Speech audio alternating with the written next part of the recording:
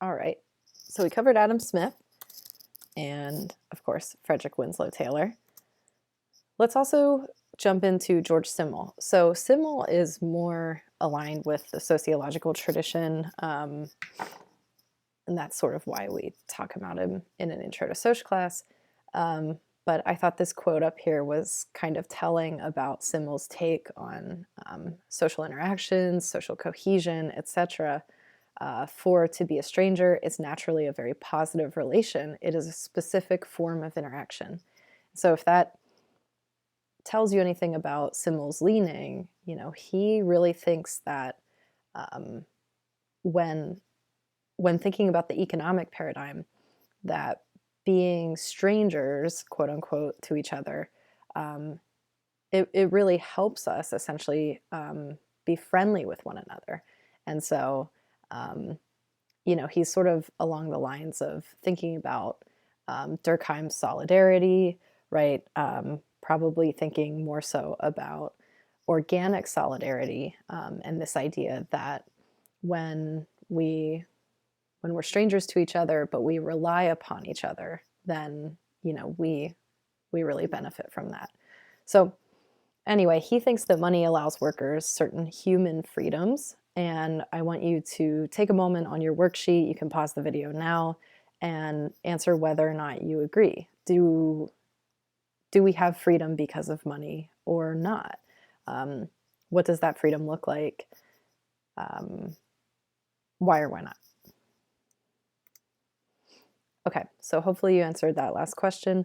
I want to run through Simmel's historical trajectory of payment. So he's providing an overview of how payment has progressed through time.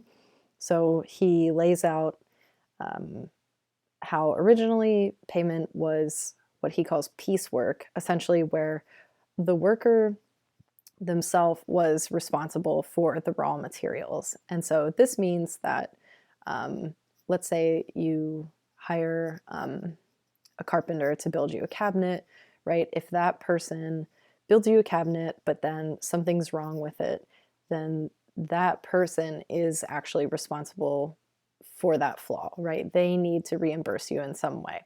So it is the worker who is responsible. There's no one else who could be at fault. But then we move into wage labor. And so the worker is not necessarily responsible for lost materials or time in this circumstance.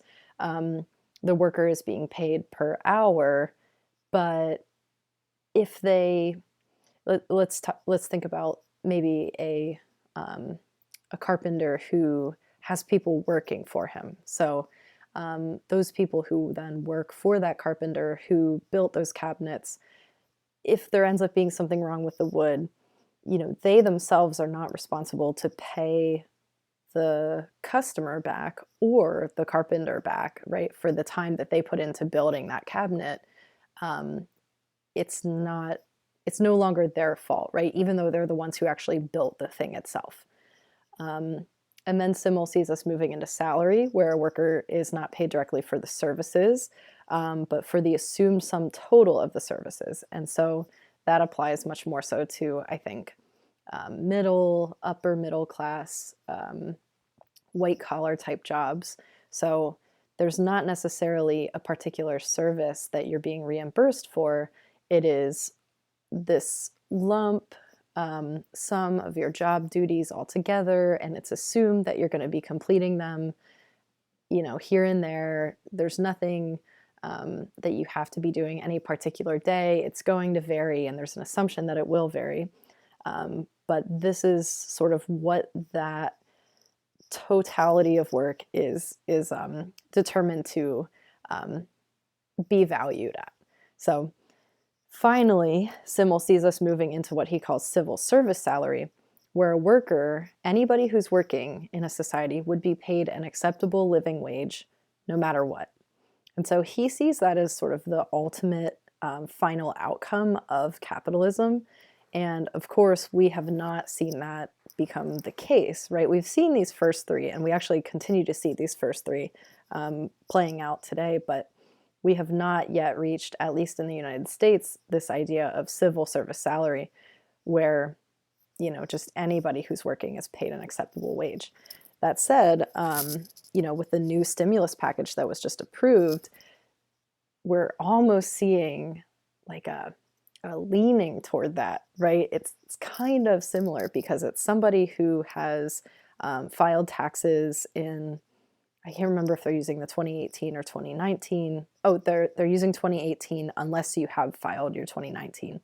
And if you're not a dependent, right? So if you're somebody who is working, then you are going to be paid this quote unquote living wage, right? Whether $1,200 is sufficient is, I think a big part of that, a big question for people who really need to pay their bills and things like that.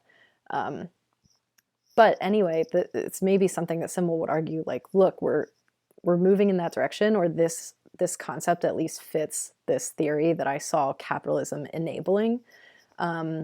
I think Simmel was very optimistic with capitalism. I think he felt that people were inherently good, that there was something positive about this stranger relationship where, when we are no longer responsible for the loss or the damage of the goods that we create, but instead a corporation, which is a non-human entity, but a corporation can be blamed for those losses and can take the hit on that, then we're able to be friendlier with each other, right? You're not going to be necessarily mad at your server at a restaurant if they tell you that you can't have whatever. You can't have your salad because the restaurant didn't buy spinach that week, right? You're not going to take that out on the server because you recognize that that's not their fault. It's something to do with the institution or the corporation or the restaurant, right? So essentially, Simmel thinks that we can be stronger bonded as individuals with each other in a society when there are these corporate entities who can be blamed or who can take the hit when something goes wrong. So that's what we mean here. The social interactions are strengthened by depersonalized payment. Again, people are not being paid directly by each other. So it's not that feudal contract where it's like, I work for you, I serve you, but you feed me and you house me. It's, I work for this business and this business takes care of me, and you work for this business and they take care of you, and we can interact with each other as people and sort of roll our eyes when our businesses are making stupid decisions, but we don't hate each other for that. So now I want you to watch this video. You can pause it and you'll want to go on YouTube, search Karl Marx on alienation. It should be this BBC Radio 4. I've also linked it in the worksheet at the very bottom if you want to just click that link there. So watch this video and learn a little bit about alienation.